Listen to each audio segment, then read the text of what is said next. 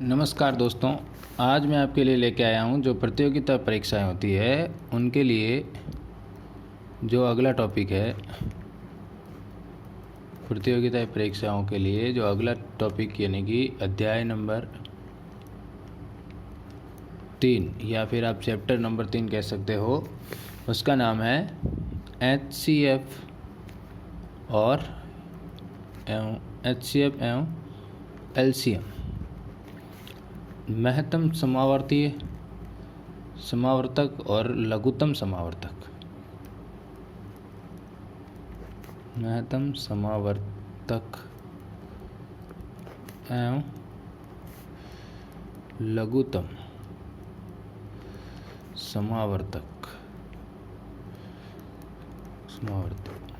लघुत्तम समावर्ती एवं महत्तम समावर्ती।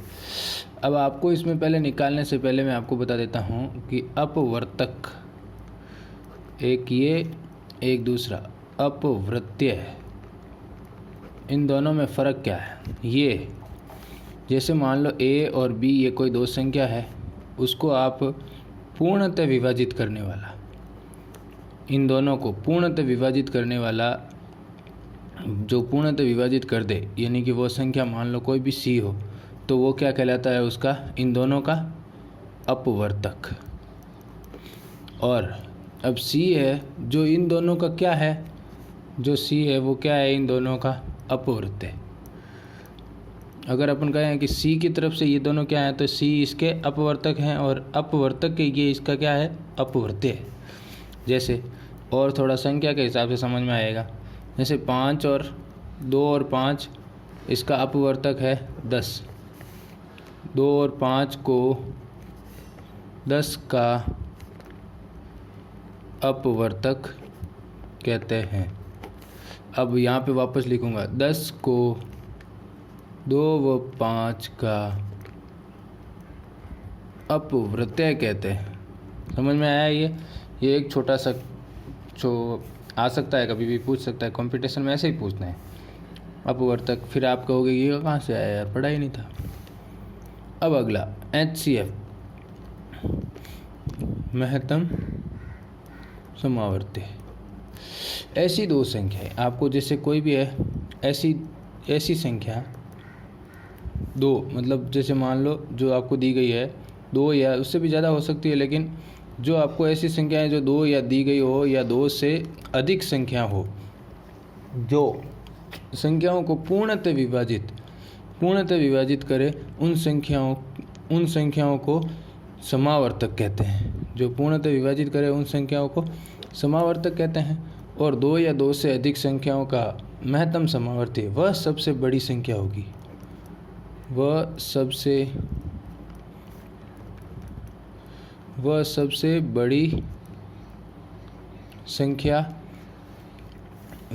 बड़ी संख्या होगी या है जो प्रत्येक संख्या को पूर्णतः विभाजित कर दे। जैसे 20, 35 और 45, इनका आपको कह दे कि शॉर्ट में आप बताऊंगा, लिखूंगा मस HCF या मसप कह सकते हैं अपन, जैसे कैसे बोलते हैं तो, और लसप कह सकते हैं।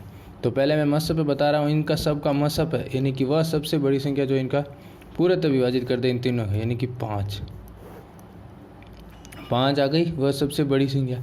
अब ये तो हमने ऐसे ही निकाला कि ये होता है। अब इसको अपन निकालेंगे कैसे कैसे, क्या क्या विधि, वो बता रहा हूँ कि HCF निकालने की विधियाँ, जैसे आपके पास इसको ज्ञात करने की विधियाँ, ये आपको बहुत ही ध्यान से देखना है और वीडियो को पूरा ज़रूर देखना है। और आपसे एक छोटी सी रिक्वेस्ट कि चैनल पर आप पहली बार है तो चैनल को सब्सक्राइब और वीडियो को लाइक और अपने दोस्तों के साथ शेयर, ये तीनों काम कर दीजिए। धन्यवाद।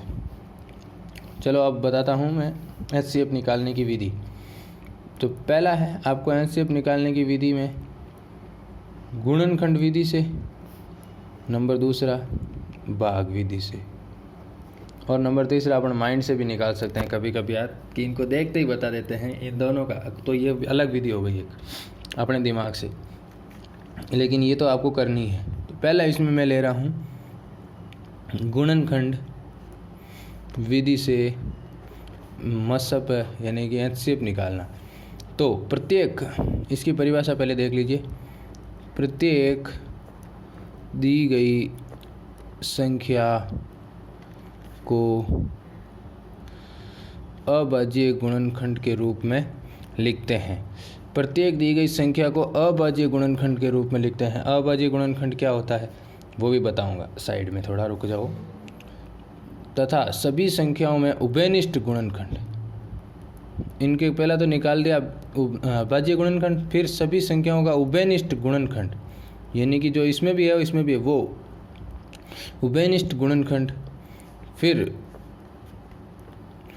गुणनखंड का गुणनफल, यानी इनमें अभाज्य गुणनखंड निकाला, फिर उनका उभयनिष्ठ गुणनखंड निकाला, उनका गुणा कर दी हुई संख्या का मसप होता है। ये तो था आपको एक थ्योरी के रूप में, बताने के रूप में। अब प्रैक्टिकली बताता हूँ जैसे, और मैं पहले थोड़ा सा बता देता हूँ। अभाज्य संख्या, अभाज्य संख्या तो बताया था। अभाज्य गुणनखंड, जैसे आपके पास 24 है, इसके अभाज्य गुणनखंड ये 24 में 2 का भाग 12, फिर 2 का 6, फिर 2 का 3, फिर 3 का 1। और इनका हमेशा याद रखना, पहले भाग देना है तो पहले 2 का देना, फिर 3 का देना, फिर 5 का देना, फिर 7 का देना। अब यहाँ पे 9 का नहीं, अब यहाँ पे 11, अब यहाँ पे 13, फिर 17। भाग देने का क्रम यही होना चाहिए। और ऐसे नहीं कि 2 का भाग दे दिया तो फिर यहाँ पे वापस अपन 7 का नहीं जा रहा है तो फिर से 2 का दे दिया, नहीं। हमेशा याद रखना 2 का भाग जब तक जा रहा है तब तक 2 का भाग देते रहिए, उसके बाद 3 का भाग शुरू करना है, उसके बाद 5 का भाग देना, फिर वापस 5 का देना ही नहीं है, एक ही बार में उसको जब तक जा रहा है तब तक देना है। ये देखो अब हमारे पास क्या आ गया, ये 2 × 2 × 2 × 3, ये उसका क्या है, अभाज्य गुणनखंड, किसका, 24 का। समझ में आया, ये होता है। तो मैंने पहले ही बताया था क्या, प्रत्येक दी गई संख्या का अभाज्य गुणनखंड के रूप में लिखना। ये लो सा अभाज्य गुणनखंड के रूप में लिख दिया इसको। और जैसे आपके पास प्रश्न था 24, 30 और 32, पहले इनको सबको अभाज्य में लिखना, 30 को भी लिखना, 32 को भी लिखना। तो 30 का क्या हो जाएगा, 2 × 3 × 5, 32 का क्या हो जाएगा, 2 × 3 × 7। अब इसमें ये तो काम हमने कर दिया, प्रत्येक का अभाज्य गुणनखंड निकाल दिया। अब जो अगला स्टेप हमारे क्या कह रहा था वो कि उभयनिष्ठ गुणनखंड, इसमें भी 2 है, इसमें भी 2 है, इसमें भी 2 है। चलो तो ये 2 ले लेते हैं, इसको एक एक को भले काट दो या अपने हिसाब से रख लो। अब इसमें देखते हैं 2 है, लेकिन यार अब इसमें नहीं है तो इसको छोड़ो। 3 देखो, 3 इसमें भी है, 3 इसमें भी है, 3 इसमें भी है, चलो 3 यहाँ पे रख लो। अब अगला देखो 5 नहीं है इसमें, 7 नहीं है, चलो कोई बात नहीं, ये दोनों ही आएंगे। तो क्या हो गया, 6। तो अब इन जो संख्याओं का है वो मसप क्या हो गया, 6। समझ में आया, मसप है ऐसे निकालते हैं। कौन सी वाली विधि से, गुणनखंड वाली विधि से। कितना आसान था, समझ में आ गया होगा आपको। दूसरा भाग विधि,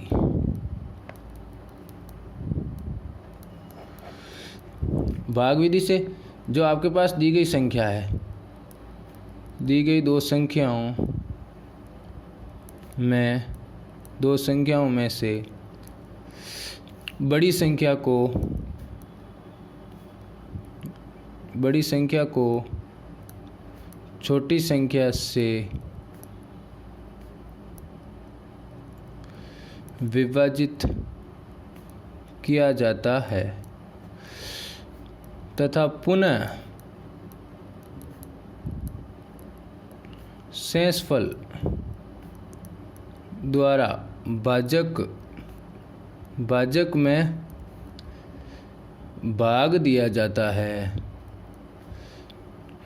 ये प्रक्रिया तब तक दोहराई जाती है, वापस भागफल में जो शेषफल आता है उसका भाग, ये प्रक्रिया तब तक दोहराई जाती है जब तक कि आपको शेषफल 0 नहीं प्राप्त हो जाए, यानी कि 0 प्राप्त नहीं हो जाए, तब तक अंतिम भाजक ही दी गई दो संख्याओं का मसप होगा। अंतिम जो भाजक आएगा वही उनका दो संख्याओं का मसप होगा। तो यदि आपके पास 2 या 2 से अधिक हो, मान लो वो कहे गए, ये भी आपके क्वेश्चन आएगा ऐसा भी दिमाग में कि 2 और संख्या रोज बताइए यार जनाब, मान लो अपन 3 रहेगी तो तो चलो नहीं ले आए यार, 2 या 2 से अधिक जन 3 संख्याओं या 2 से अधिक हो तो उनका मसफ़े निकालने से पहले 2 संख्याओं का मसफ़े ज्ञात कर लो तथा इस मसफ़े का तीसरी संख्या के साथ निकालना है तो यही मसफ़े तीनों संख्याओं का अभिष्ट मसफ़े होगा। 2 संख्याओं का निकाल लो, तीनों का साथ उसके साथ आ जाएगा। ठीक है, यदि 2 संख्याओं का मसफ़े है निकालना है तो पहले 2 संख्याओं का मसफ़े ज्ञात कर लो तथा इस मसफ़े का तीसरी संख्या के साथ मसफ़े निकालते हैं। यही मसफ़े तीनों संख्याओं का अभिष्ट मसफ़े यानी वही मसफ़े कहलाता है। जैसे आपके पास मैं बता दूं 12, 20 और 24 इसका मसफ़े निकालना है भाग विधि से। तो पहला सीधा 2 का अपन मान लेते हैं, ये करते हैं जो हमारे वो स्टेटमेंट था उसके हिसाब से। 12 का भाग दे रहे हैं 20 में, 1 12 बचे कितना 8 रो भाग दे वापस 12 में, कितनी बार 1 बार 8 बचे कितना 4 रो भाग दे 8 में 2 8 और 0। समझ में आयो, यानी कि 4। अब जो 4 आया है एंड 24 में भाग दे दो, 24 और 6 एंड कितना आयो 6, तो इनमें मसफ़े है 6। समझ में आएगा नहीं, सीधे जो लास्ट वाला आया 4 वो इनमें भाग दे दो, वो इनमें मसफ़े, बस कुछ भी नहीं करना। समझ में आएगा, वो है मसफ़े भाग देने वाली विधियों और मसफ़े आप रो टॉपिक पूरा रहेगो। एंड में क्वेश्चन आवे एंड एक छोटा क्वेश्चन पूछे स्टैंडर्ड लेवल का पूछे जो कि मसफ़े ये दिया हुआ तो आपको लसफ़े निकालना, वो अलग बताऊंगा थोड़ा। ये तो आपको इस एक बेस बता रहा हूँ, मतलब जमीन न्यूज़ से लेके आपको वहाँ स्टैंडर्ड लेवल एक प्लेटफॉर्म तक ले जा रहा हूँ। उसके बाद आपको ये सारे क्वेश्चन आपसे हो जाएंगे। चलो अब ले रहा हूँ मैं एलसीएम ले रहा हूँ, मतलब कि लघुत्तम समावर्तिक एलसीएम। अब आपको इसकी भी परिभाषा और ये जो नोट्स है वो आप अगर बना लोगे तो उनको सिर्फ आप देखने पर आपको वापस याद हो जाएंगे, ये मेरी गारंटी है। पर आपको लिखना पड़ेगा अपने हाथ से। ऐसी संख्याएं जो दी गई जो आपको दी गई 2 या 2 से अधिक संख्याओं में से प्रत्येक पूर्णतः विभाजित उन संख्याओं का समावर्ती होती है, समावर्ती कहलाती है। ऐसी छोटी से छोटी संख्या जो दी गई दोनों संख्याओं में प्रत्येक में पूर्णतः विभाजित हो जाए। और उस टाइम क्या था आपके पास, जब आप मसफ़े निकाल रहे थे तब वो पूछ रहा था बड़ी से बड़ी। अब यहाँ पे लसफ़े में पूछ रहा छोटी से छोटी में उसका जो भाग चला जाए तो वो हो जाती है उसका लसफ़े। अब इसका भी अपन याद करेंगे क्या कि भाई एलसीएम निकालने की एलसीएम ज्ञात करने की विधियाँ। चलो भाई इसकी भी एलसीएम ज्ञात करने की विधियाँ। नंबर 1 वाइज विधि गुणनखंड, नंबर 2 भाग विधि। समझ में आया? तो पहले मैं ले रहा हूँ गुणनखंड विधि।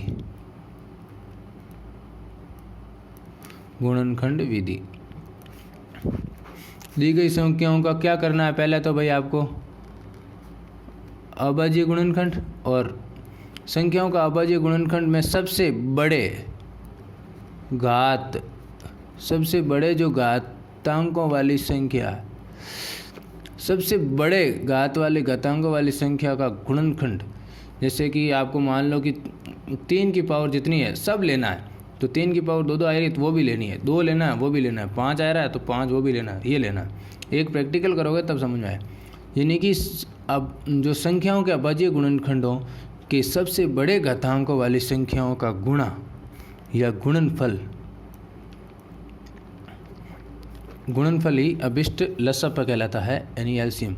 तो आप देखिए एक थोड़ा सा एग्जाम्पल देख लो जस्ट तो आपको और समझ में आ जाएगा। 10, 15 और 18 एलसीएम निकालना। पहले इसके अभाज्य गुणनखंड कर दो। 2 × 5 10 के, 15 के हो जाएंगे 3 × 5, 18 के हो जाएंगे 2 × 3 × 3। अब आपको इसमें 2 लेना है तो ये भाई लो 2 ले लिया। अब 3 कितनी बार है, ये 2 मैक्सिमम पावर। 5 लेना है तो 5 ले लिया। एक जो भी है आप उसमें ले लीजिए। तो इनका कितना आ गया 90। यानी कि गुणनखंड विधि से दी गई संख्याओं को रूट संख्या के घटक के गुणनफल के रूप में लिख सकते हैं। इसके बाद संख्याओं को घटकों को ध्यान में रखते हुए रूट संख्या वाली संख्या का अधिकतम घात लिया जाता है। उन संख्याओं का गुणनफल लसप कहलाता है। आपको सिर्फ गुणनखंड विधि से ही करना है, ऐसे इसे गुणा किया, इसको निकाला, सीधा ये आ जाएगा। एक और, अब आपको अगला भाग विधि से बता रहा हूँ।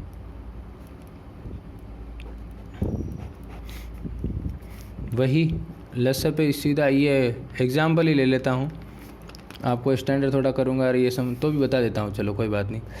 कि इनमें से संख्याओं को उभयनिष्ठ भाजकों द्वारा विभाजित किया जाता है। इस क्रिया को पुनरावृत्ति तब तक की जाती है जब तक शेषफल प्राप्त एक अभाज्य गुणनफल का शेषफल 1 प्राप्त नहीं हो जाता। ये प्रक्रिया तब तक की जाती है जब शेषफल 1 प्राप्त नहीं हो जाता। और उसमें क्या कर रहे थे, 0 प्राप्त करने के लिए जब तक करते थे। और अभाज्य गुणनखंडों का ही लसप कहलाता है। जैसे तीनों का साथ एक साथ करते हैं, 18, 24 और 36। ये प्रक्रिया जब तक दोहराई जाती है। पहले 3 का भाग 2 का, तो इसमें दे सकते हैं अपन चाहें तो। पहले 2 का ही दे दो, चलो 9, 12 और 18। फिर से 2 का दे दो, इसमें नहीं जा रहा तो रख दो वापस, 6, 9। फिर से 2 का दे दो, 9, 3, 9। अब 3 का, इसमें भी 3, ये 1 और 3, 1, 1, 1 आ गया ना। ये क्या आया, 2 × 2 × 2 × 3 × 3। तो अब इनका सबका गुणा कर दो सिंपली, 72। तो इन सब का जो है वो क्या है, लसप है 72। समझ में आया, बस और कुछ नहीं करना है। अब ये हो गया। अब मैं आपको बता देता हूँ कि क्वेश्चन 1 अगर कैसे आएगा। 1-2 क्वेश्चन ले लेता हूँ कि 4 अंकों की संख्या का मसप है। 4 अंकों की 2 संख्याओं का मसप है। अरे HCF कितना है, 4 अंकों की 2 संख्या है जिसका मसप कितना है 103। और उसका LCM कितना है, LCM है उसका लसप है 19,261। और जो आपकी 4 अंकों की संख्या है जिसमें से आपको पहली संख्या दे रखा है वो 1751। तो आपको निकालनी है कि दूसरी संख्या क्या होगी। तो सीधा होता है फर्स्ट संख्या इंटू सेकेंड संख्या बराबर होता है लसप इंटू मसप, LCM इंटू HCF ये होता है। तो अपने को सेकेंड संख्या निकालनी है तो फर्स्ट को इसके नीचे भेज दो। तो सेकेंड बराबर LCM इंटू HCF बटा फर्स्ट, सीधा नीचे 1751, ऊपर क्या आ जाएगा, इन दोनों का गुणा 103 गुणा ये वाला पूरा 1900 ये। अब इसको सॉल्व करोगे तो आपके पास सीधी संख्या आ जाएगी दूसरी 1133। बस ऐसे क्वेश्चन आते हैं और ऐसे हो जाते हैं आपसे। ये क्वेश्चन था।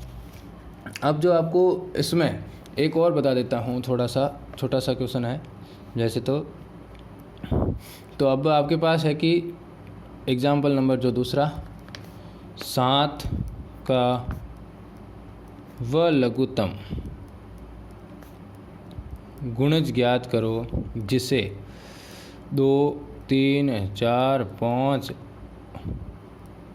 और 6 से भाग देने पर क्रमशः 1, 2, 3, 4 और 5 बचते हैं, 5 शेषफल बचते हैं। 7 का व लघुत्तम यानी कि LCM। अब भाज्य और उसके संगत शेषफल का अंतर 2, 1 पहला, दूसरा 3 - 2 1, अगला 4 - 3 1, अगला 5 - 4 1, 6 - 1 बराबर 1। में क्या लिखा था, भाज्य और उसके संगत शेषफल का अंतर ये है। यानी कि सीधा अपन देख लेते हैं क्या भाई, 2 ऐसे कर दे, 3 और 4 5 और 6। पहले इसमें 2 का भाग दे दिया, 1 3 2 5 3। फिर अपन किसका भाग देंगे भाई? 3 का। 1 1 2 5 और 1।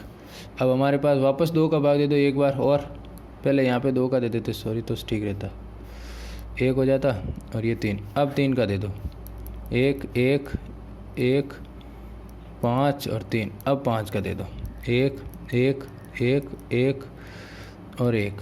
तो अब हमारे पास आ गया क्या? 2 × 2 × 3 × 5 ये आ गया, और इनका गुणा है 60, यानी कि इनका जो लसअप है वो कितना है? 60। इस प्रकार अपन कह सकते हैं क्या, अभिष्ट जो हमारा ये आंसर होगा वो 60k - 1, क्योंकि इनका अंतर ये होगा जहाँ क्या है 60k - 1 बराबर, ये कह रहा है इसका गुणज कितना? 7 होना चाहिए, तो 7 लिख दिया हमने, इनका गुणज 7 होना चाहिए। अब अपन देखते हैं क्या इसमें ये कह रहा है कि ये इसका वो गुणज होना चाहिए, 7 इसका क्या गुणज होना चाहिए। तो अपन अब पहले k - 1 के 60k - 1 बराबर यदि 7 रखें, अब इसको रखें 7, यानी कि अगर k की जगह पहले 1, यही कह रहा है ना 1 2 3 4, तो पहले 1 रखें तो 60 को गुणा किया 1 से 1 59। अब 59 में वापस इसका भाग दे के देखें पूरा पूरा जा रहा है क्या? नहीं, तो ये भाज्य नहीं है, यानी कि पूर्णतः विभाजित नहीं है, अर्थात ये इसका तो 1 तो हो नहीं सकता। k बराबर 2 रखो, 120 - 1 यानी कि 119। अब 119 में वापस 7 का भाग दो, जा रहा है क्या? एक बार बचे कितने? 4 × 50 17 जा रहा है। चलो ठीक है, ये पूर्णतः विभाजित है, यानी कि ये जो इसका अभिष्ट संख्या है, यानी कि वो पूछ रहा है कि इसका लघुत्तम ज्ञात कीजिए, यानी कि वो अभिष्ट संख्या आंसर आपका क्या हो जाएगा? 119। समझ में आया आपको? ये नहीं निकालना है कि आपको वो इसमें भाग देने के बाद, ये देखना है कि भाग गया कि नहीं गया। भाग गया तो आपका ये हो गया, ये जो आपका अभिष्ट संख्या थी वो ये पूर्णतः विभाजित, क्योंकि ये कह रहा है ना कि 7 का वह लघुत्तम गुणज ज्ञात कीजिए जिसको इन संख्याओं से भाग देने पर ये सहसफल बचता है। जब भी ऐसा पूछे ऐसा करना है, लास्ट में आंसर ये लिखना है, भाग देने के बाद आता है वो नहीं लिखना है। वो तो जब पूछ रहा है जब इसमें वो कि लघुत्तम ये होता है, यानी कि 7 तब भाग देंगे तब पूछेगा तब निकालना है, लेकिन सिंपली आपको ये निकाल देना है और वो संख्या और ऑप्शन में राइट कर देना है। धन्यवाद दोस्तों, मिलते हैं एक नए वीडियो के बाद, तब तक के लिए जय हिंद। वीडियो पूरा देखने के लिए धन्यवाद।